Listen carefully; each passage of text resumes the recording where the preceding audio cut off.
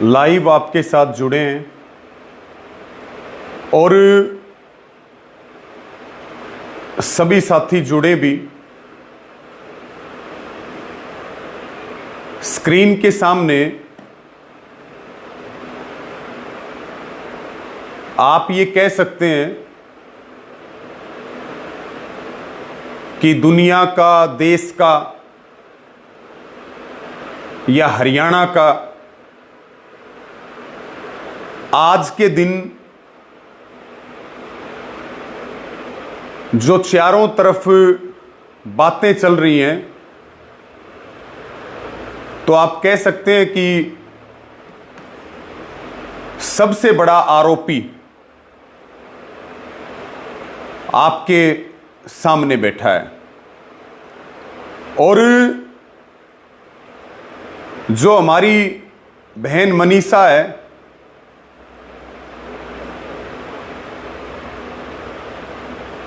इस पूरे मामले की शुरू से लेकर के और आखिर तक आंदोलन, डेड बॉडी मिलने से लेकर के आंदोलन चलने तक और हमारे ऊपर आरोप लगने तक जितनी भी बातें हैं, बिना किसी लाग लपेट के मैं आपको बताऊंगा। यकीन करना ना करना वो आप सबका काम है, लेकिन मैं जो भी बोलूंगा सच्चाई बोलूंगा, जो भी बोलूंगा जो हुआ है वही बोलूंगा, और एक एक बात को मैं बिल्कुल स्पष्ट करूंगा। और आप सबसे भी मेरी प्रार्थना है कि आप इसको ध्यान से सुने। आपके जो भी सवाल हैं वो भी आप कमेंट के माध्यम से अपने लिख दें। साथियों, मैं अपनी बात शुरू करता हूं। 13 तारीख की सुबह जब सिंघाणी के खेतों में नहर के पास बहन मनीषा की डेड बॉडी मिली, सब सत-विसत हालत में था। और जिस तरह से डेड बॉडी मिली तो सबका दिल दहल गया, क्योंकि ऐसा जघन्य काम आपने और हमने नहीं देखा था। और जब डेड बॉडी मिली उसी समय हम लोहारू धरने पर जा रहे थे। हमें जैसे ही जानकारी मिली हम उन खेतों में गए और सबसे पहला वहां एसडीएम और जो डीएसपी मौके पे आए और बहन मनीषा के पिता भाई संजय बैरागी जी वहां पर थे। उनसे हमने बात की तो उन्होंने पुलिस के बारे में बताया कि 112 को हमने बुलाया था सिंघाणी में। उन्होंने कहा कि आ जाएगी 2-4 दिन में। अगले दिन हम एसएचओ के पास गए। एसएचओ ने कहा कि भाग गई होगी, मैरिज सर्टिफिकेट आ जाएगी।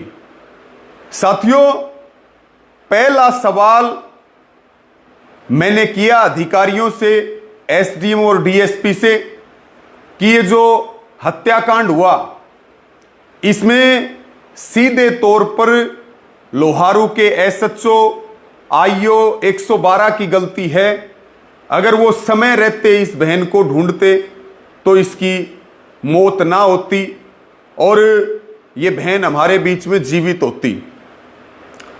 ये पहला सवाल हमने किया और हम परिवार को आश्वस्त करके लोहारू चले गए। उसके बाद पोस्टमार्टम के लिए बहन मनीषा के शव को वहां ले जाया गया। वहां ये सब तरह की बातें हुई कि वीडियोग्राफी हो, हमने भी बात की मेडिकल बोर्ड से, पोस्टमार्टम होना चाहिए। और दोषियों को जल्द से जल्द पकड़ा जाए, पूरे इस जघन्य हत्याकांड का खुलासा होना चाहिए।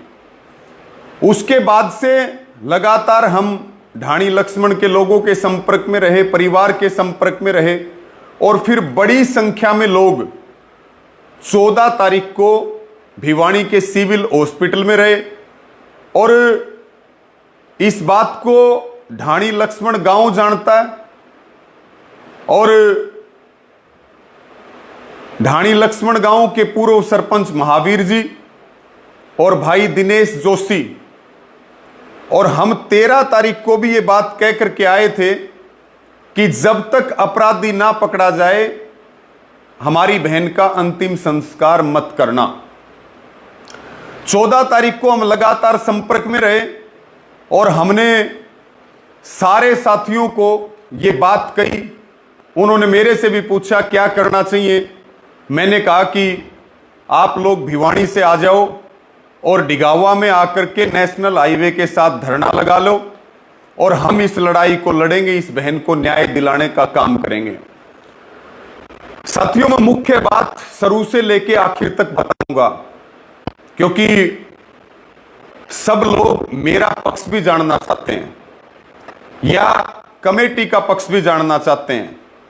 कल रात से लेकर के और अब तक जो चीजें चलाई जा रही हैं उसमें हमारा पक्ष भी बहुत महत्वपूर्ण है, और हमारे पक्ष को सब जानना चाहते हैं, और हम अपना पक्ष रखने के लिए ही आपके सामने आए हैं।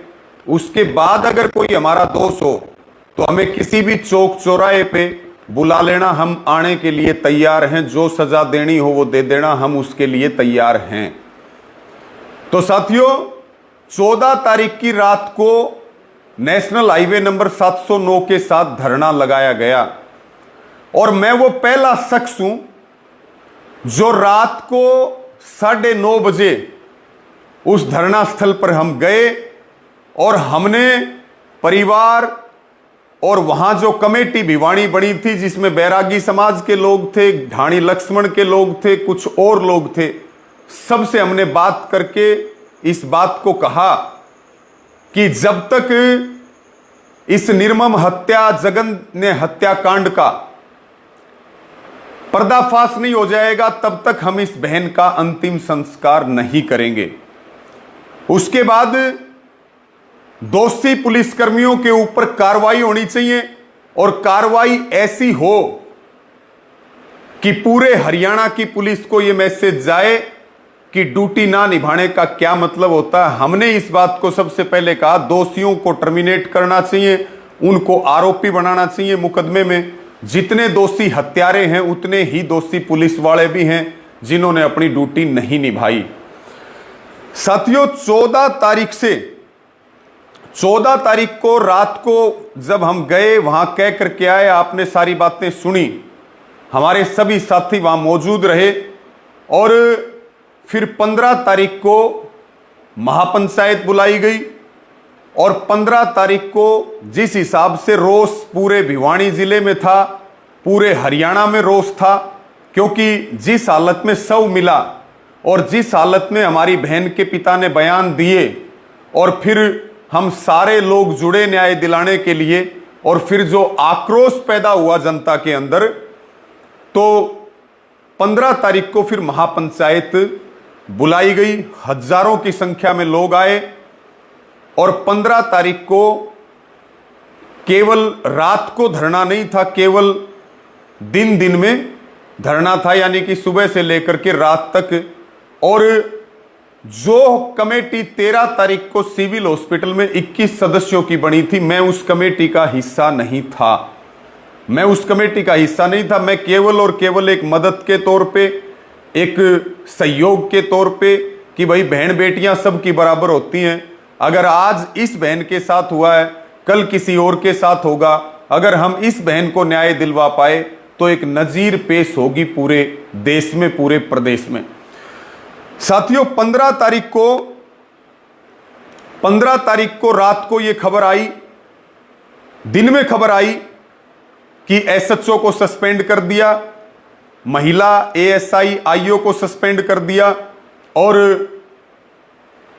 जो है 4 112 वाले जो पुलिसकर्मी हैं उनको सस्पेंड कर दिया। हमने कहा सस्पेंड नहीं, इनको टर्मिनेट करो, इनके ऊपर एफआईआर दर्ज होनी चाहिए। देर रात ये खबर आई कि जो एसपी मनबीर सिंह हैं उनका तबादला करके 15 तारीख की रात को और एसपी सुमित कुमार को यहां पे लगा दिया गया है। मांग हमारी केवल ये थी, ये जितने भी भाई एक तो कोई बात चली और आपने हमें दोषी मान लिया तो देखो उसको हम सच्चाई कितनी भी बताएं वो कभी यकीन नहीं करेगा। लेकिन अगर आप मेरी बात सुनेंगे तो मैं एक एक बात आपको स्पष्ट करूंगा। ये बात मैं बिल्कुल आपको ईमानदारी से, निष्पक्षता से कह रहा हूं और बाद में आप लोग फैसला कर लेना कि हम कहां गलत थे, कहां गलत हैं, कहां गलत नहीं। फिर हमने कहा भी, हम पंचायती परंपरा के लोग हैं, जो जहां हमारी गलती निकले किसी चौक चौराहे पे भी आप बुलाओगे तो हम उसके लिए मना नहीं करेंगे। ये बात मैं आपको कह रहा हूं। और साथियों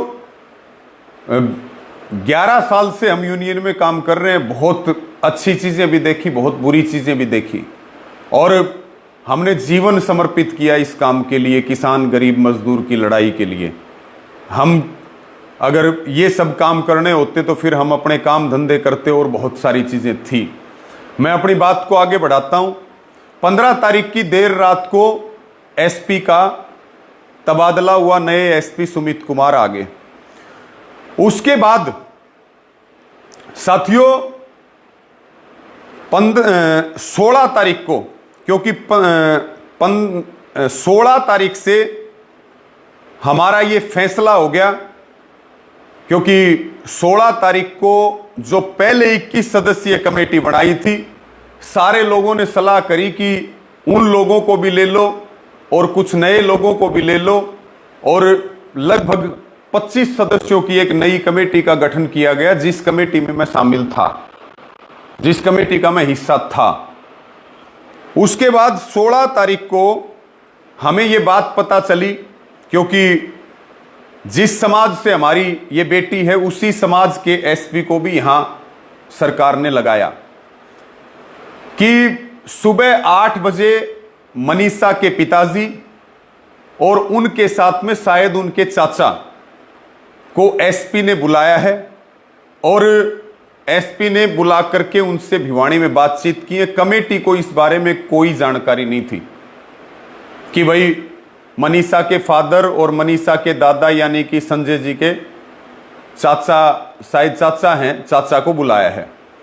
फिर हमारी कमेटी की मीटिंग हुई और जैसे ही हमें सूचना मिली कि भाई आप लोग तो आंदोलन कर रहे हो, क्योंकि पहले हमने परिवार को भरोसे में लिया था, क्योंकि परिवार के बिना कोई भी आंदोलन नहीं चल सकता इस तरह से। लेकिन जैसे ही ये खबर मिली कि मनीषा के पिता और दादा को एसपी सुमित कुमार ने बुलाया है, ये बात हमारे सारे साथियों में फैली और कमेटी की मीटिंग इस बारे में हुई कि भाई ये क्यों किया गया, जब इतना बड़ा आंदोलन चल रहा है, ये जन आंदोलन बन चुका है। इस बहन को हर कोई न्याय दिलाना चाहता है, हर कोई बहन के लिए न्याय मांग रहा है। अगर हम यहाँ आंदोलन पे बैठे हैं, आप पीठ पीछे अगर बात करोगे तो परिवार के लोगों ने, जो गांव के उस समय 16 तारीख को कमेटी की मीटिंग में ना तो मनीषा के पिता थे और ना मनीषा के दादा थे, लेकिन उनके मामा मौजूद थे, राजस्थान के गागड़वास से पूर्व सरपंच धर्मपाल और गांव के पूर्व सरपंच महावीर, सिंबू जी और कई लोग मौजूद थे। कमेटी ने उनकी ड्यूटी लगाई कि आप जाकर के बात करो कि ऐसा क्यों हुआ कि बिना बताए गए, और कम से कम आगे भविष्य में ऐसा ना हो, इस बात के लिए आप उनको अपने भरोसे में लो। ये बात कमेटी ने की और उनको फिर गाँव के लिए भेजा कि आप उनसे बैठ करके बात करो, हमारी कहीं भी ज़रूरत हो तो हम उसके लिए तैयार हैं। ये बात साथियों 16 तारीख की हैं।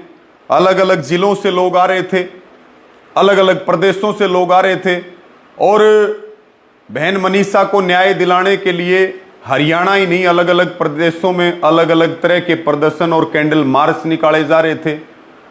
और बड़ी समस्या ये चल रही थी कि हमारी कमेटी ने फैसला लिया था आंदोलन शांति प्रिय रहेगा तो हम न्याय दिला पाएंगे, अगर आंदोलन में हिंसा हो जाएगी तो आंदोलन में सरकार जीत जाएगी। और जो ये 25 लोगों की कमेटी बनी साथियों, इसमें ढाणी लक्ष्मण के लोग, इसमें डिगावा के एक्स सरपंच, इसमें बैरागी समाज के प्रतिनिधि अलग अलग, और इसमें कुछ गणमान्य व्यक्ति इस क्षेत्र के, और इस कमेटी का मैं भी हिस्सा था, ये लोग शामिल थे।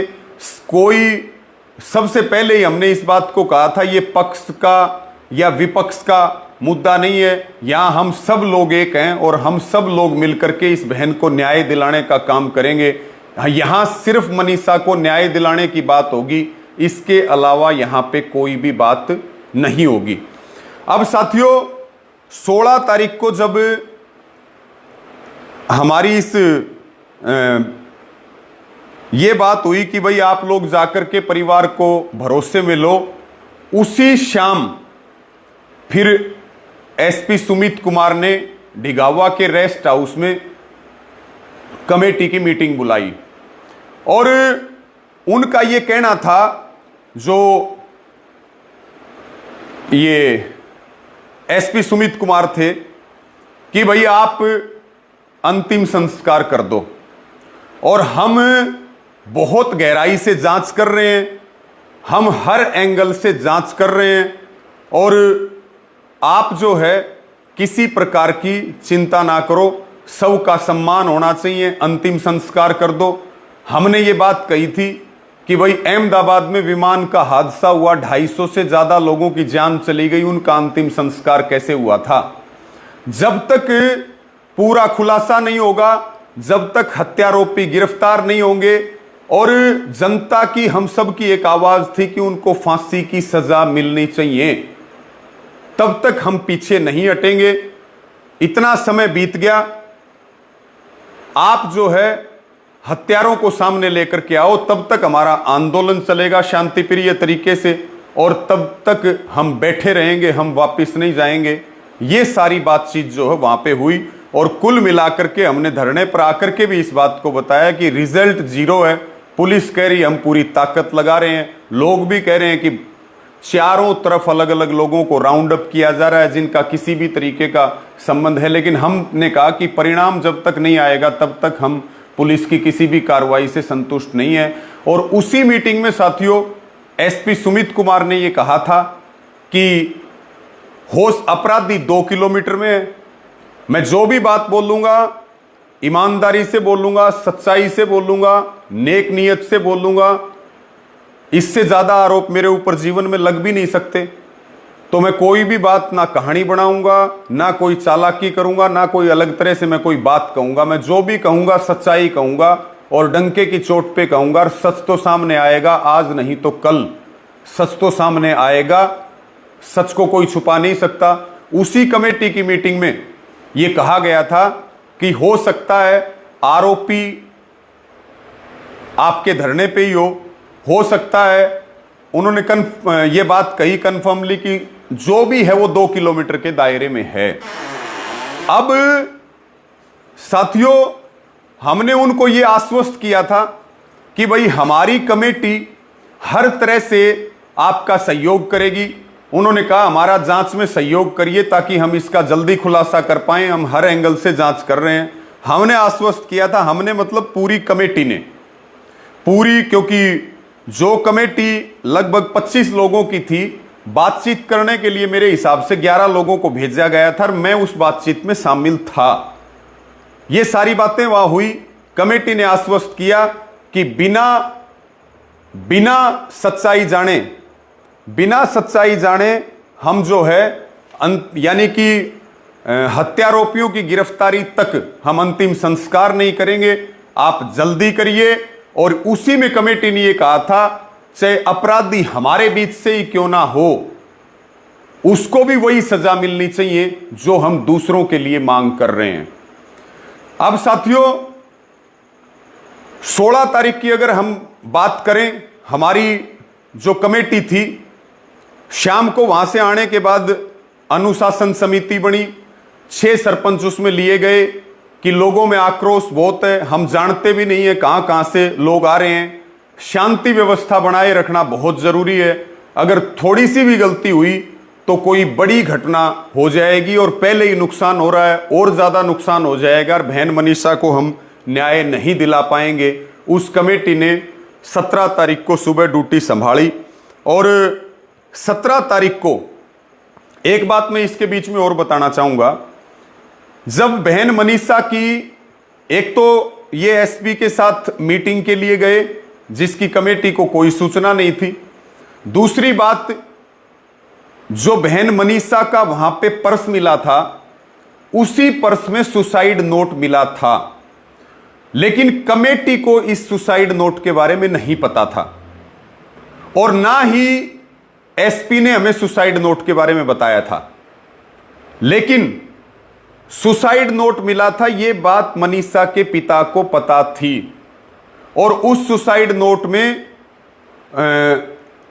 शायद देखा भी होगा, मनीषा के पिता के शायद साइन भी ले रखे हैं पुलिस ने और फिर उसकी हैंडराइटिंग, ये भी दिखा दो आप, ये देख लो आप, ये वो सुसाइड नोट है, ये वो सुसाइड नोट है जिसपे ये नाम भी लिखा हुआ है संजय, ये साइन होंगे मेरे हिसाब में, और ये तारीख है। ये वो सुसाइड नोट है जो हरियाणवी लैंग्वेज में है और इंग्लिश में इसको लिख रखा है, लेकिन हमें इस बात का बिल्कुल भी नहीं पता था कि भाई कोई सुसाइड नोट भी वहां पे मिला है। तो साथियों, परिवार को सुसाइड नोट के बारे में पता था, लेकिन हमारे से सुसाइड नोट के बारे में छुपाया गया, ना हमें पुलिस ने बताया। और मैं ये मानता हूं कि अगर हमें जब ये पता लगा था सुसाइड नोट के बारे में 17 तारीख को, तो सबसे पहले ये बात कहने वाला मैं हूं कि भाई हमें इसमें साजिश की बू आ रही है। अगर सुसाइड नोट था तो फिर पुलिस ने उसको क्यों नहीं बताया, वो सच्चा था कि झूठा था, ये बात तो बाद में हैंडराइटिंग मैच होने के बाद हो जाता, लेकिन ना तो मामा ने हमें बताया, ना हमें पिता ने बताया, ना हमें दादा ने बताया, और पुलिस ने कुछ चैट की भी जानकारी आई और ना हमें उस चैटिंग के बारे में कुछ बताया गया, ना हमें सुसाइड नोट के बारे में कुछ बताया गया, और ना हमें जो है एसपी से मिलने के बारे में बताया गया। फिर उन्होंने ये बात 17 तारीख को चली और मैंने सबसे पहले इस बात को कहा था कि हमें इसमें एक साजिश की बू आ रही है, क्योंकि सुसाइड नोट अपने आप में एक सबूत है। तो मैं ये मानता हूं कि पुलिस ये कहती रही कि जांच कर रहे हैं, जांच कर रहे हैं, जांच कर रहे हैं, हमें पुलिस ने ये कह करके नहीं बताया कि इन्वेस्टिगेशन प्रभावित हो जाएगी। हमने भी कहा कि हम जानना भी नहीं चाहते, हम तो कंप्लीट साजिश का खुलासा चाहते हैं कि कौन लोग हैं। हमने सारी बातें रखी, कॉलेज की बात आई, सारी बातें आई कि हर चीज को क्लियर किया जाए, कहीं ऐसा ना हो कि भाई मर्डर को सुसाइड का रूप दे दिया जाए और फिर जो है असल अपराधी बच जाए। ये बात भी हमने एसपी को कही कि निर्दोष नहीं फंसना चाहिए और दोषी नहीं बचना चाहिए। अब साथियों हम आ जाते हैं 17 तारीख पे। 17 तारीख की बात, यानी कि 17 तारीख पे हम बातचीत करते हैं।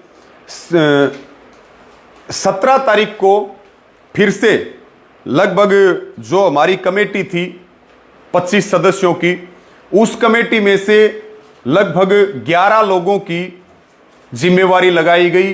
मीटिंग का न्योता आया और मीटिंग के न्योते में ये आया कि भाई आप बातचीत करने के लिए आओ। एसपी साहब भी हैं, डीसी साहब भी हैं, एसडीएम भी हैं, वो कमेटी से बातचीत करेंगे। ये बात है साथियों 17 तारीख की। 17 तारीख की बात मैं आपको बता रहा हूं। जब तक आक्रोश लगातार बढ़ रहा था, बात पूरे देश तक चली गई थी और मैं इस बात को मानता हूं कि कोई भी सूचना का आदान प्रदान मीडिया से या लोगों के बीच करना था, वो कमेटी ने मेरी जिम्मेवारी लगाई थी। लेकिन सारी कमेटी मौजूद है, सारे लोग मौजूद हैं। हमने कोई भी फैसला व्यक्तिगत नहीं किया, हमने कोई भी बात कहीं भी अपने लेवल पे नहीं की, हमने किसी अधिकारी से कोई बात नहीं की। और हम दिन और रात, मैं वो शख्स हूं अकेला, बाहर के लोगों में केवल मैं वो शख्स हूं जो दिन रात में धरने पे रहा।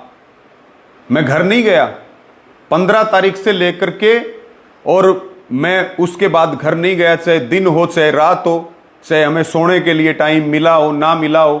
हजारों हजार लोग लगातार संपर्क में रहे, हमने कोशिश की हम ज्यादा लोगों को बात बता पाएं।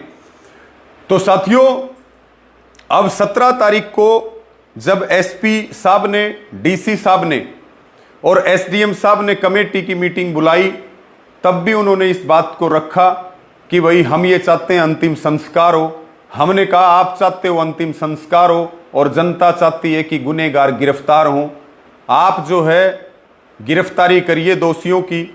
फिर उन्होंने इस बात को दोहराया कि हम लगे हुए हैं, नहर का पानी हमने खाली करवाया है मोबाइल ढूंढने के लिए, तमाम तरह की बातें की। मैं उन बातों में नहीं जाना चाहता, जो असल बात है वो मैं आपको बताऊंगा। उसके बाद साथियों 17 तारीख को फिर हम उनको ये बात कह करके आए कि भाई आप ये बात बार बार कह रहे हो कि परिवार का सहयोग नहीं मिल रहा, कमेटी का सहयोग नहीं मिल रहा, हम हर संभव आपका सहयोग करेंगे, कोई भी बात हो आप कमेटी का आप पेटा भरना। ये बात हमने अधिकारियों को कहा। अंतिम संस्कार तो तभी होगा जब इस बहन को न्याय मिल जाएगा। ये एक जन आंदोलन बन चुका है, अंतिम संस्कार उसके बिना नहीं हो सकता। ये बात हमने उनको क्लियर करके हम आगे। साथियों, लगातार वहां जो शांति व्यवस्था बिगड़ रही थी, अलग अलग जगह से लोग आ रहे थे, कुछ लोग इसमें राजनीतिक मुद्दा भी ढूंढ रहे थे। फिर कमेटी ने बैठ करके ये फैसला लिया कि भाई हम 18 तारीख को यानी कि कल हम माइक बंद रखेंगे, कोई जरूरी सूचना होगी तो हम उसको लोगों के बीच आकर के बता देंगे, और वो बताई भी। और 4 बजे हम मीडिया को ब्रीफ कर देंगे कि हमारे ताज़ा अपडेट्स क्या हैं। उसके बाद 18 तारीख को मैं आ जाता हूं। 18 तारीख को साथियों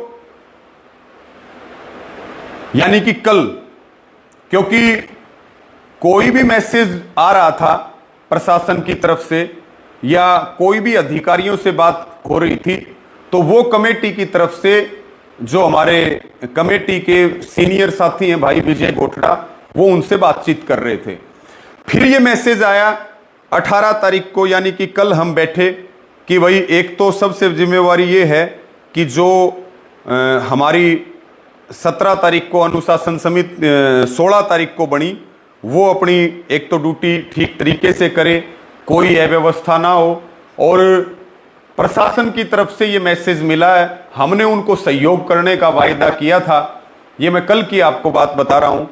और एक टीम जो पीजीआई के डॉक्टर हैं रोहतक के, उसमें medical superintendent of PGI doctor Kundan Mittal की चेयरमैनशिप में पहले एक पोस्टमार्टम तो हुआ 13 तारीख को भिवानी सिविल हॉस्पिटल में मेडिकल बोर्ड से, और दूसरा पोस्टमार्टम हुआ 15 तारीख को पीजीआई रोहतक में। तो उसकी पूरी टीम होगी पोस्टमार्टम की और पीजीआई के टॉप डॉक्टर्स की, और जो एफएसएल की रिपोर्ट आई है, पोस्टमार्टम की रिपोर्ट आई है, उसके लिए परिवार के सदस्य चले जाएं, उसके लिए कमेटी के कुछ 4-5 लोग कमेटी के भेज दो, और कुछ जो है वो अपने ये परिवार के लोग चले जाएं। साथियों, उन जाने वालों में मेरा नाम नहीं था, मैं इस बात को स्पष्ट करना चाहता हूं। रोहतक जाने वालों में से मेरा नाम नहीं था। उसमें ड्यूटी लगाई गई कि भाई एडवोकेट अशोक आर्य चले जाएंगे, उसमें एडवोकेट कविता आर्य चले जाएंगे, क्योंकि इनको टेक्निकल चीज़ों की समझ है, ये वकील हैं तो ये अच्छे से पूछ सकते हैं। क्योंकि एसपी साहब हमें 17 तारीख को ये कह करके गए थे कि डॉक्टरों के सामने सारी रिपोर्ट का एनालिसिस होगा और परिवार और उसमें कमेटी के लोग मौजूद रहें तो वो ज़्यादा बेहतर है, हम ये चाहते हैं। तो आप लोग उसकी भी तैयारी रखें। वो 18 तारीख को मैसेज आ ही गया, और लगभग 6 बजे वहाँ पे हमारी कमेटी, ये दो तो एडवोकेट अशोक आर्य और कविता आर्य, और उसमें एक गांव के मौजूदा सरपंच और एक मनफरा के सरपंच, और उसमें लड़की का मामा, उसमें जो है लड़की के भाई परिवार और जो है पिता, इनको सबको बुलाया गया था। बात को ध्यान से सुनिएगा, मैं बहुत महत्वपूर्ण बात बता रहा हूँ। कोई भी आपका सवाल हो वो आमंत्रित है, हम हर सवाल का जवाब हर जगह पे देने के लिए तैयार हैं, हम कहीं पीछे नहीं हटेंगे। लेकिन आप इन बातों को ध्यान से सुनिए, क्योंकि मैं लाइव अभी इसलिए आया कि भाई मखा जिसको जो कहना है वो कहने दो, जिसको जो करना है वो करने दो, हम आकर के सच्चाई बताएंगे ताकि लोग कम से कम सुनने के लिए तैयार हों। ये बात मैं आपको कह रहा हूं। तो साथियों, इसी बीच फोन आता है, क्योंकि जब हमारी मीटिंग चल रही थी तो उसमें मनीषा के मामा धर्मपाल जो है वो वहां पे, तो फिर इसको कैसे करोगे? अच्छा, मामा धर्मपाल जो है वो वहां उस कमेटी की मीटिंग में मौजूद थे, और जब वो जाने लगे तो उनके पास फोन आया। हम वहीं पे धरना स्थल के पास हम बैठे थे मंदिर में। उन्होंने कहा कि मनीषा के पिता ये कह रहे हैं कि हम कहीं भी रवि आज़ाद के बिना नहीं जाएंगे। तो मैंने उनको समझाया कि मेरी यहाँ जिम्मेवारी लगा रखी है कमेटी ने, सारे लोग भरोसे के हैं, आप लोग जाओ, आप लोग जा करके और आप जो है अपनी सारी चीज़ों की तसल्ली करके आओ। लेकिन फिर जब उन्होंने बार बार कहा तो फिर मैं इनको लेकर के रेस्ट हाउस में गया, और रेस्ट हाउस में भी सारों ने कहा कि भाई आपको चलना पड़ेगा।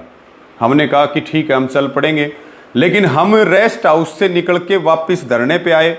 चीज़ों को आप समझिए, 2 पुलिस की गाड़ियों में परिवार और कमेटी के सदस्य जो नियुक्त किए थे पहले उनको ले जाया गया। हमने कहा हम अपनी गाड़ी से आ जाएंगे, क्योंकि हमने 4 बजे का टाइम मीडिया को ब्रीफिंग के लिए भी दे रखा है। तो हम वो मीडिया से बात करके कमेटी को बता करके कि भाई परिवार कह रहा है हम भी जाएं, फिर हम वहाँ चले जाएंगे। साथियों, हम लगभग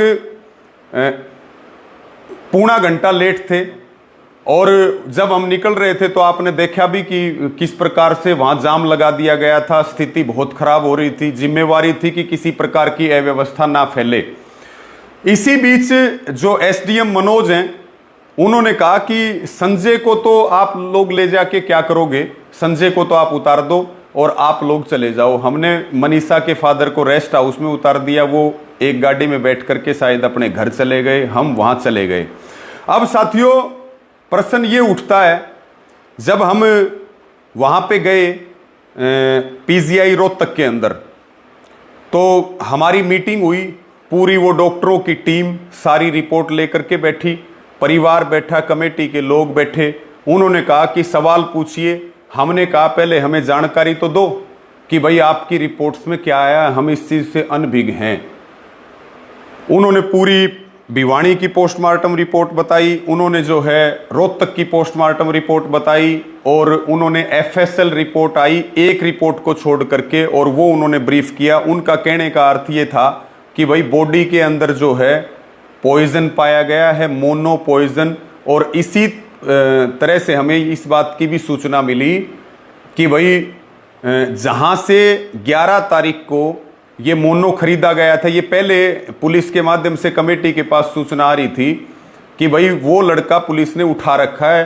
पहले वो मना कर रहा था, फिर उसने हाँ भर ली, और 1 लीटर 600 रुपये की मोनो वहाँ से मनीषा ने ली थी।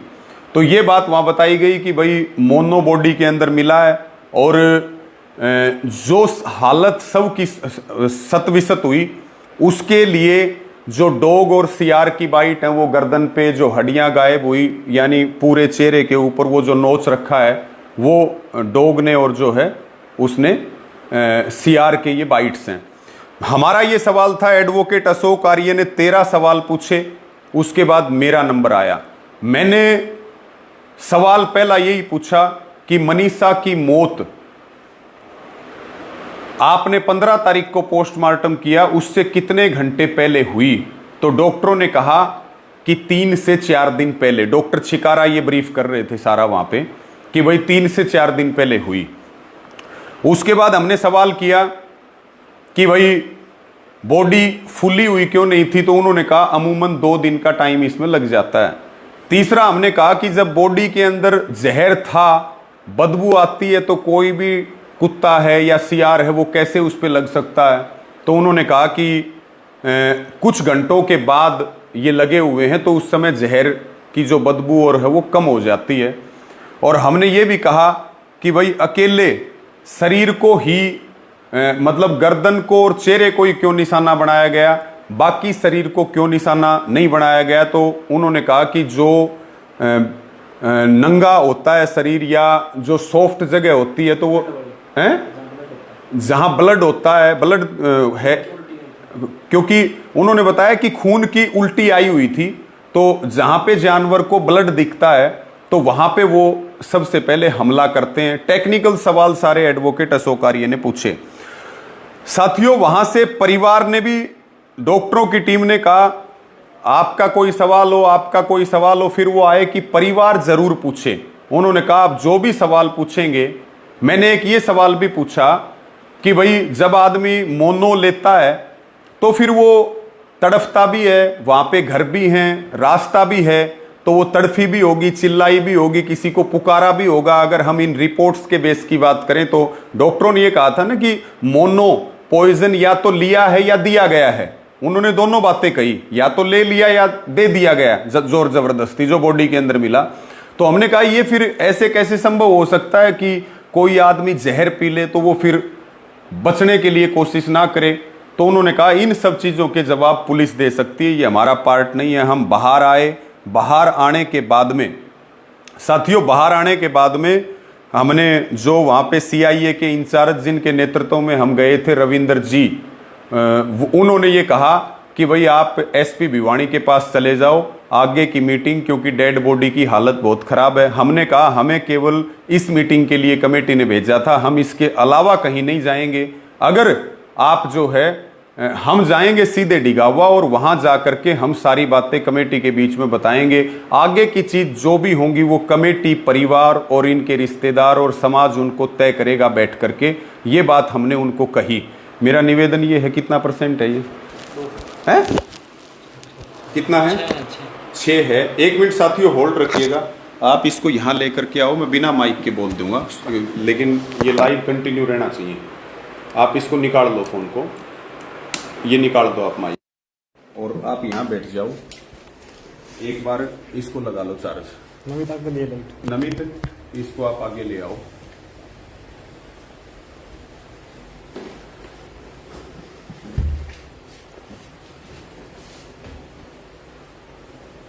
एक मिनट। तो दूसरी बार चल रहा है? हाँ वो चल रहा है, सही चल रहा है ना भाई, कंटिन्यू है लाइव, चार्ज लग गया। तो साथियों, मेरी आवाज आप तक साफ आ रही होगी क्योंकि फोन की बैटरी कम थी और हम नहीं चाहते कि कोई बात हमारी बीच में टूटे। हम एक एक बात आप तक, सच्चाई वाली जो बात है वो आपके सामने लेकर के आएंगे, एक एक बात लेकर के आएंगे। तो साथियों, वहां से हम रोहतक से चल पड़े और हमने कमेटी के साथियों ने हमसे संपर्क किया। हमने कहा कि भाई हम लगभग शायद 9 बजे पहुंचे होंगे, हम 9:30 बजे, कि भाई हम 9:30 बजे के करीब हम डिगावा पहुंच जाएंगे। जो वहां पे डॉक्टरों की टीम ने बताया है वो हम आपको आकर के ब्रीफ कर देंगे। उसके बाद हम आए डिगावा रात को लगभग 9:30 बजे। ये मैं रात की बात बता रहा हूं, फिर बाद में जहां से चीजें बिगड़ी और वो बात मैं यहां तक आपको लेकर के आऊंगा आपके सामने। और हम वहां से जवाब दे ही चुके थे अपने इसको सीआईए इंचार्ज को कि भाई हम जो है कोई भी काम, बार बार हम इस बात को पहले से भी कहते रहे कि साथियों ये आंदोलन देश का है, ये आंदोलन प्रदेश का है, ये जन आंदोलन है। हम तो केवल और केवल व्यवस्था बनाए रखने के लिए हैं। हम इस आंदोलन को नहीं चला रहे, इस आंदोलन को लोग चला रहे हैं, जनता की भावनाएं हैं। कमेटी पे सबकी नजर है। हम कोई ऐसा काम नहीं करेंगे जिससे कोई लोगों का भरोसा टूट जाए। इसलिए हमने हर बात, और ये सच्चाई जानते हैं, वो कहते हैं ना कि भाई बड़ी के तो सब साथी होते हैं, बिगड़ी का तो कोई भी नहीं होता। और आज ये बात मुझे लग रही है कि गर्दिश का जब समय होता है तो कुत्ते भी जो है ना शेर को घेरने के लिए तैयार रहते हैं। ये बात मैं इसीलिए आपको कह रहा हूं। तो साथियों, हम आए, और जब तक हम आए तब तक परिवार के, यानी कि मनीषा के पिता को और बाकी परिवार के सदस्य जो रोहतक नहीं गए थे उनको भी वहां बुलाया गया। और फिर जो लोग हमारे साथ थे कमेटी वाले वो भी आगे, और बकाया जो कमेटी है फोन करके सबको, विजय गोठड़ा जी ने, संजीत सरपंच सिंगाणी ने, सबको बुलाया। अब हमारे से कमेटी ने पूछा कि बताओ क्या बात हुई। हमने कहा कि टेक्निकल समझ एडवोकेट अशोक आर्य को है। तो अशोक आर्य ने कमेटी को सारा ब्रीफ कर दिया। ब्रीफ करने के बाद में कमेटी ने मेरे से पूछा कि आपको क्या लगा।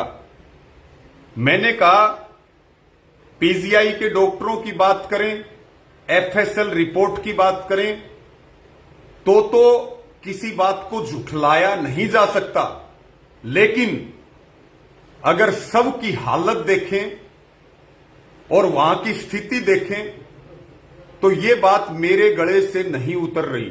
ये बात कोई किसी से भी पूछ सकता है, ये मेरा स्टैंड था। लेकिन साथियों, कमेटी ने बात करी, उसके बाद में परिवार की भी उसके अंदर सहमति ली गई, या परिवार ने सहमति दी। और मनीषा के मामा धर्मपाल जी वहां मौजूद हैं। कोई भी जाकर के उनसे पूछ सकता है। मैं और किसी साथी का नाम लूंगा तो कोई और बात करेगा, लेकिन मनीषा के मामा भी अपनी इस बात के लिए सहमति दे चुके थे कि भाई कमेटी का फैसला ठीक है, परिवार को भी ये फैसला मानना चाहिए, और ये फैसला हमने मिलजुल करके लिया है। और अब मनीषा का अंतिम संस्कार करना चाहिए, आंदोलन को स्थगित करना चाहिए, और पुलिस को जो सवाल बाकी बचे उनके जवाब देने चाहिए।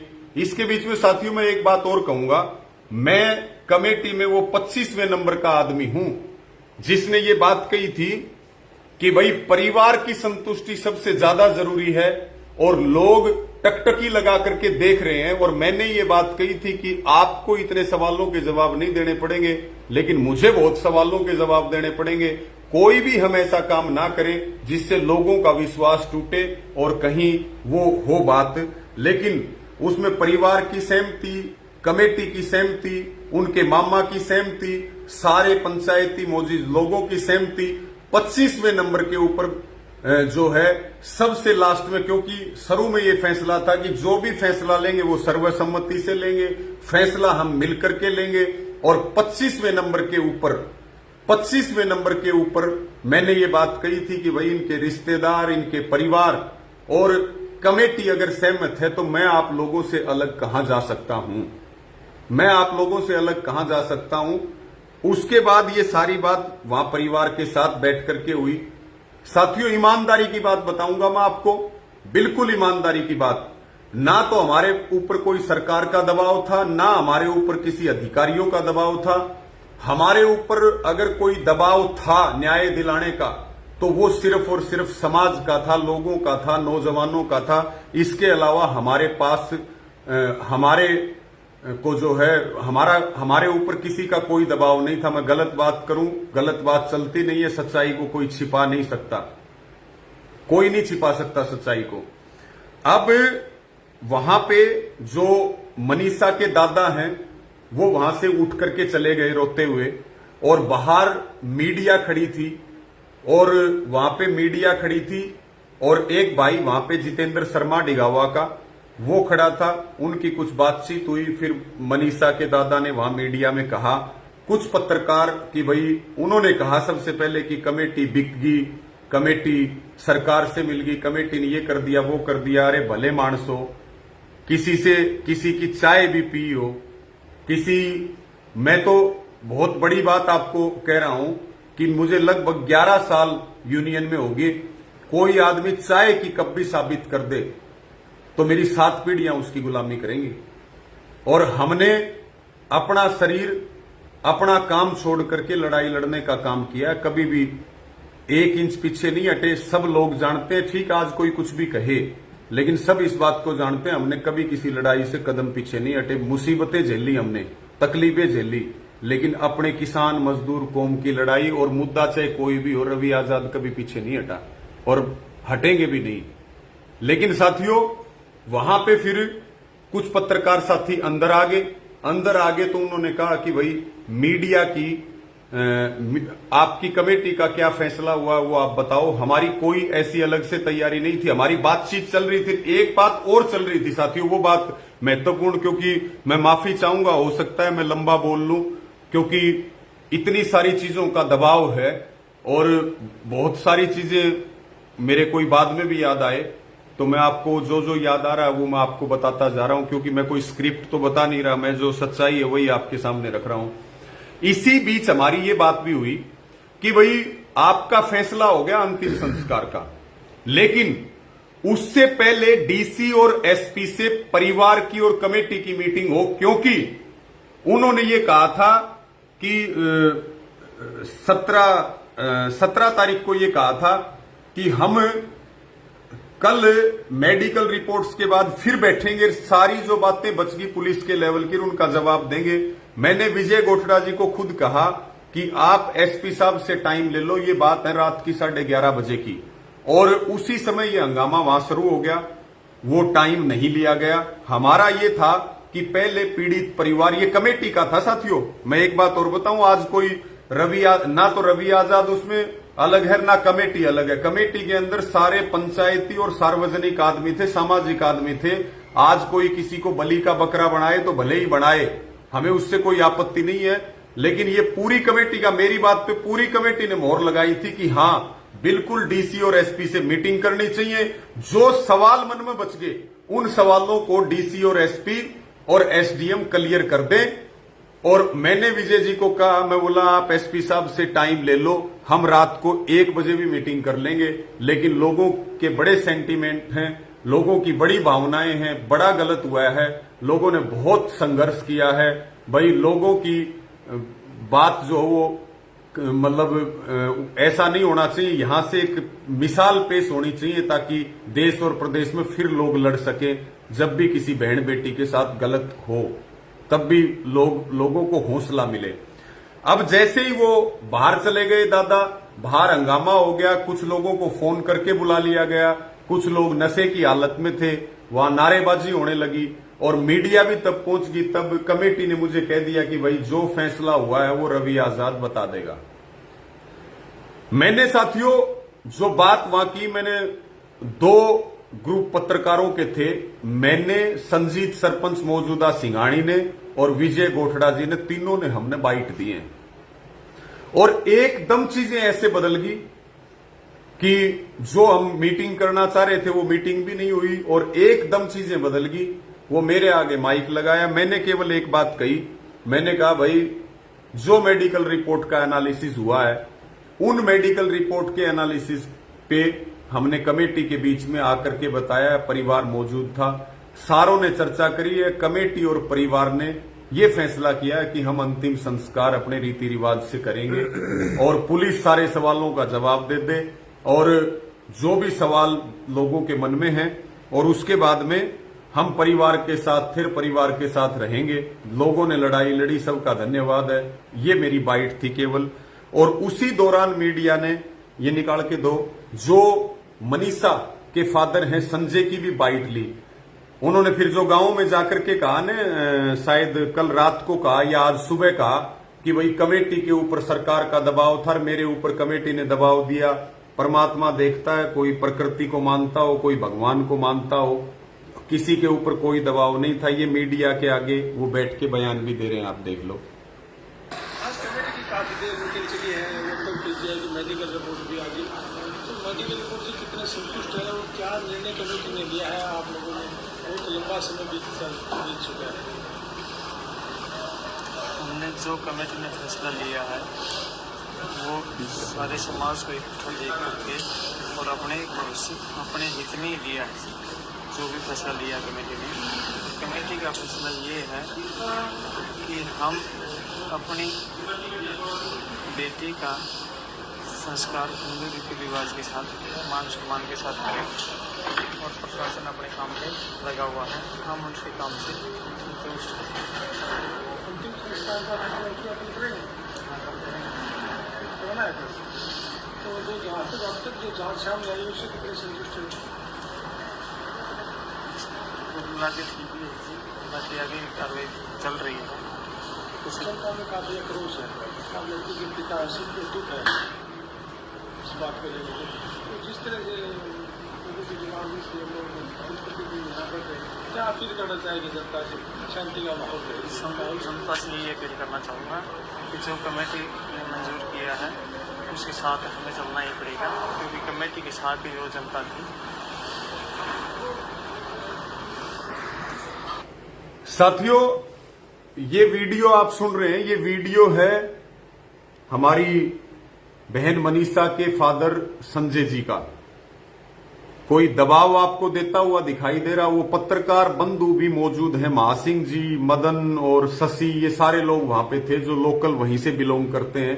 ये बयान उन्होंने दिया है कि हम इस फैसले से संतुष्ट हैं, हम अपनी बेटी का अंतिम संस्कार हिंदू रीति रिवाज के साथ करना चाहते हैं और लोगों को इस फैसले का सम्मान करना चाहिए। ये बात वो इस वीडियो में बोल रहे हैं और आप देख सकते हैं। और परमात्मा इस बात को जानता है, कमेटी के लोग वहां मौजूद थे, मीडिया के लोग वहां मौजूद थे, किसी प्रकार का कोई भी दबाव नहीं दिया गया। जब तक परिवार खड़ा था तब तक हम लोग खड़े थे। जब परिवार ने चीजों पे सहमति दे दी तो उसके बाद हम क्या करते, इस बात का आप जवाब आपको जरूर देना चाहिए। अब मैं आगे की बात आपको करता हूं। उसके बाद साथियों, वहां पे लगातार रेस्ट हाउस में भीड़ बढ़ रही थी और ये चीजें वहां से निकली और जो चीज हम करना चाह रहे थे आगे की एसपीडीसी के साथ बैठ करके, वो चीजें इस पूरे विवाद के बाद वो नहीं हुई। और ये बयान हमारे आए 3 लोगों के, मेरे, संजीत और विजय गोठड़ा जी के। जो बहन मनीषा थी उनके पिता का भी बयान मीडिया ने रिकॉर्ड किया, तो वो आपने सुना। उसके बाद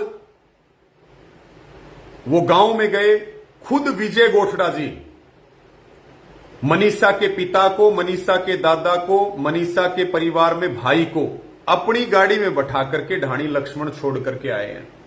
और वहीं पे मनीषा के पिता ने एसडीएम को यह कहा कि हम सुबह भिवानी आएंगे बॉडी लेने के लिए और हम जल्दी आएंगे, आप लोग उसकी तैयारी रखियो और हम अंतिम संस्कार करेंगे। और कमेटी ने और सब ने ये कहा हम सारे लोग अंतिम संस्कार में जाकर के शामिल होंगे। अब वहां जाकर के उन्होंने गांव में ये कहा कि भाई मेरे ऊपर तो कमेटी ने दबाव दे दिया था। और मैं आपके सामने कह रहा हूं, जो ये भाई संजय हैं, हमारी आंखों में आंख डाल करके या कमेटी की आंखों में आंख डाल करके एक बार ये बता दें कि आपके ऊपर दबाव किसने दिया। उस दबाव देने वाले आदमी का नाम बता दो आप। उस दबाव देने वाले, मैं ये सवाल कर रहा हूं कि मनीषा के पिता संजय को ये बताना चाहिए कि दबाव किसने दिया। किसी ने दबाव दिला करके आपको बात मनवाई थी क्या? दबाव दिला करके मीडिया से आपके बयान करवाए थे क्या? आपके जो रिश्तेदार हैं, आपके साले हैं, सरपंच हैं गागड़वास के धर्मपाल जी, वो वहीं मौजूद थे। वो सारी बातों में ये कहने वाले थे कि बिल्कुल ये ठीक फैसला है, अब इसको आगे नहीं बढ़ाना चाहिए। अरे रवि आजाद तो 25वें नंबर पे था, सहमति देने वाला रवि आजाद 25वें नंबर पे। इस लड़ाई को हमने शुरू किया, लोगों को एक जो आक्रोश था उसको एक आंदोलन के रूप में लेकर के आए। हमने इस लड़ाई को शुरू किया और जिस लड़ाई को हम लोगों ने शुरू किया मिलकर के और कमेटी के नेतृत्व में सर्वसम्मति से निर्णय किए। एक आदमी ये कह दे रवि आजाद अपनी मर्जी से एक बार माइक पे भी बोला हो, रवि आजाद ने अपनी मर्जी से एक फैसला भी किया हो, रवि आजाद ने किसी अधिकारी से बात भी की हो। मैं ये बात कहना चाहता हूं, जो रात से लेकर के और अब तक हमारे पास हजारों फोन आ रहे हैं, हजारों फोन इस कांड के बाद लगातार आ रहे थे, मैसेज आ रहे हैं। साथियों, उन लोगों को मौका मिल गया जो लोग सरकार के हैं या जिन्होंने सरकार का चोला ओढ़ रखा है। सरकार की आंखों में रवि आजाद खटकता है, ये बात सबको पता है। और रवि आजाद सरकार से मिल जाए, अगर ये बात कोई मान सकता है तो फिर सब कुछ मान लियो, फिर कोई दिक्कत नहीं है भाई। अगर रवि आजाद भी सरकार से मिल सकता है, आप उस आदमी का नाम बता दो जो सरकार की हर पॉलिसी, सरकार के हर गलत काम के खिलाफ अगर कोई बोलता है तो वो रवि आजाद है। और फिर जो सोशल मीडिया पे मुहिम चली, मैं कहना नहीं चाहता, लेकिन बिक गया, ये बिकाऊ है, ये वही कुत्ता है जिसने उस बहन की लाश को नोचा है। ये बात कही गई, ये बात अनगिनत लोग, वो लोग जो हमारे को टारगेट करने का मौका ढूंढ रहे थे, हमारे अंदर कमी निकले वो मौका ढूंढ रहे थे, और वो लोग जो कहीं ना कहीं हमारे कंपिटिटर हैं, जो लोग आज ढाणी लक्ष्मण जाकर के नेता बन रहे हैं, उनसे मैं पूछना चाहता हूं, हम तो 14 तारीख से बैठे हैं, तुम आए क्या वहां पे एक बार भी धरने पे? तुम इसलिए आए कि रवि आजाद को सवालों के कटघरे में खड़ा किया, तुम इसलिए राजनीति करने के लिए आए? ये मैं डंके की चोट पे कह रहा हूं। साथियों, सरकार और सरकार समर्थित लोग और जिन्होंने सरकार का चोला, मैं 2-3 बात कहूंगा, कुछ बातें परिवार ने हमसे छिपाई, इस बात में कोई शक नहीं है, और कोई दबाव बनाया हो फैसले के लिए तो मनीषा के पिता भरी पंचायत में पूरी कमेटी की मौजूदगी में जिस भी जगह वो बुलाना चाहें, हम भी आएंगे, सारे लोग आएंगे, वो बताएं कि कौन आदमी है जिसने दबाव दिया। और तीसरी बात, सरकार शुरू से इसमें हिंसा चाहती थी, लेकिन हम लोगों ने सबने मिलजुल करके सबको समझाने का काम किया कि कहीं भी उपद्रव नहीं होना चाहिए, कहीं भी लॉ एंड ऑर्डर नहीं बिगड़ना चाहिए, कहीं भी शांति व्यवस्था नहीं बिगड़नी चाहिए। और फिर उन लोगों को मौका मिल गया जो इंतजार कर रहे थे कि भाई अब तो रवि आजाद फंस गया और अब रवि आजाद को लपेट लो। ऊपर परमात्मा देखता है। मुझे सारी बातें ध्यान भी, मतलब कहने का मतलब ये है कि भाई दुनिया का सबसे बड़ा आरोपी आपके सामने स्पष्टीकरण दे रहा है, और जहां जिसको मौका मिला उसने वो बोला, जिसको जो मौका मिला वो लिखा, और हम उससे पहले नहीं बोले। हमने कहा जो बोलने दो, एक बार लिखने दो, जो लिख रहे हैं, जो बोल रहे हैं, जो माहौल बना रहे हैं, ये सारी चीजें वहां पर की गई, सोशल मीडिया पे करी भी जा रही है, की भी गई। लेकिन हम उनको ये बात कहना चाहते हैं, मौका मिल गया भाई तुमने, अरे ये तो बताओ कम से कम, सबसे पहले पूछने वाले हम, दिन रात हम रहने वाले, सबकी सहमति से सारी चीजें लेकर के आगे बढ़े। सबसे कड़ी और कड़वी बात की तो हमने की, दिन रात डटे रहे तो हम डटे रहे, और उसके बाद हमारे को ये कहना कि भाई आंदोलन बेच दिया। मतलब अब जो पिछले 11 साल से हम आपकी लड़ाई लड़ रहे हैं, क्या यही भरोसा और विश्वास है, यही हमें आशीर्वाद है कि हमें इस तरह से कटघरे में खड़ा करके और हमारे हौसले तोड़ने का काम किया जाए? मैं आपसे पूछना चाहता हूं, कौन भाई भविष्य में आपकी ऐसे लड़ाई लड़ेगा जो आप मेरे साथ जो कर रहे हो? और मैं डंके की चोट पे ये भी कहना चाहता हूं, मेरा तो नार्को टेस्ट करवा लो और कमेटी का नार्को टेस्ट करवा लो, मेरी कॉल डिटेल चेक करवा लो। मैं तो उन सभी लोगों को कहना चाहता हूं जो मेरे ऊपर सवाल उठा रहे हैं, किसी पंचायत में बुला लो, नार्को टेस्ट करवाओ, कमेटी का करवाओ, सबका करवाओ, जो जांच मेरी करनी है वो करो, मेरी कॉल डिटेल्स चेक करो। मैं आपको ये कह रहा हूं साथियों, अगर मेरी 1 इंच भी कमी कहीं मिल जाए, 1 इंच भी कमी कहीं मिल जाए, तो मुझे चौराहे पर फांसी लटका देना, और मेरी 7 पीढ़ियां आपकी गुलामी करने के लिए तैयार हैं। लेकिन जो किया जा रहा है उससे आत्मा दुखी हुई है, जो किया जा रहा है, किए किराए पे सुबह से लेकर रात तक हमने कभी खाना नहीं देखा, हमने कभी नींद नहीं देखी, हमने कभी अपने काम नहीं देखे, हमने केवल आप लोगों के काम देखे। सैकड़ों आंदोलन रहे हैं, वो लोग सारे जुड़े हुए हैं। कई लोग तो उनमें से भी भटक गए। उनसे पूछना चाहता हूं, तुम्हारी लड़ाई लड़ी कभी एक पैसा लेकर के गया क्या? कभी बेईमानी की क्या? कभी गलत काम किया क्या? कभी पीछे हटा क्या? कभी डरा क्या? कभी दबा क्या? एक बार बता तो दो इस बात को। ठीक है, जब मुसीबतों का पहाड़ टूटता है तो कमजोरी में सब हमले करते हैं, और वो हमले किए भी गए। वो हमले किए भी गए। एक हमला जो भारतीय किसान यूनियन के प्रदेश अध्यक्ष रतन मान जी, उन्होंने एक वीडियो जारी किया कि हमारा कोई संबंध नहीं है। कुछ भी कहें, हमें कोई आपत्ति नहीं, लेकिन आज भी इस बात को कह रहे हैं कि हम सच्चे थे, सच्चे हैं और सच्चे रहेंगे। और जो ढाणी लक्ष्मण के अंदर आंदोलन चल रहा है और जो उस आंदोलन में नई कमेटी बनी है, वहां जो मांग की जा रही है कि एम्स से पोस्टमार्टम हो और हत्यारोपियों को गिरफ्तार किया जाए और सीबीआई की जांच की बात हो। सीबीआई जांच की बात तो सबसे पहले करने वाले हम ही थे। हम उन बातों का भी समर्थन करते हैं। आज भी मनीषा के पिता, मनीषा का परिवार, मनीषा का गांव और आम जनता भी, चाहे वो मेरी बात हो चाहे कमेटी की बात हो, हमें चाहे ढाणी लक्ष्मण बुला लो, एक बार परिवार और गांव आदेश कर दे, हम तैयार हैं। हम इस लड़ाई से अलग नहीं है, हम इस लड़ाई में शामिल हैं। जो सबसे बड़ी भूल हुई, वो भूल ये हुई कि एक तरफ जनता ये कह रही थी कि जघन्य हत्याकांड हुआ है, दूसरी तरफ पुलिस ये कह रही थी कि हम जांच में लगे हुए हैं। सुसाइड नोट की बात उन्होंने भी हमें नहीं बताई थी। पुलिस की टाइमिंग जो अलग अलग बात रखने की थी, जो उनके पास आ चुकी थी, वो टाइमिंग पुलिस की ठीक नहीं थी। पुलिस की बहुत बड़ी जिम्मेदारी बनती है, लेकिन पुलिस ने अपनी जिम्मेदारी नहीं निभाई। और आज जो हमला हो रहा है, कोई तो इसीलिए कर रहा है कि भाई मेरे खिलाफ चीजें ढूंढ रहा था, उसको मौका मिल गया। कुछ लोग भावना में बह करके कर रहे हैं कि भाई लहर चल रही है, आंधी चल रही है, तुम भी इसमें शामिल हो जाओ। कुछ वो लोग हैं जो हमें कभी अपना मानते ही नहीं थे, मौका देख रहे थे, वो सारे लोगों ने सारा किया। गालियां भी निकाल रहे हैं, पता नहीं क्या क्या गालियां निकाल रहे हैं, क्या क्या आरोप लगा रहे हैं, उन चीजों में हम नहीं जाना चाहते। लेकिन साथियों, मैं अंत में आपको सिर्फ एक ही बात कह रहा हूं कि हमने कोई गलत काम नहीं किया।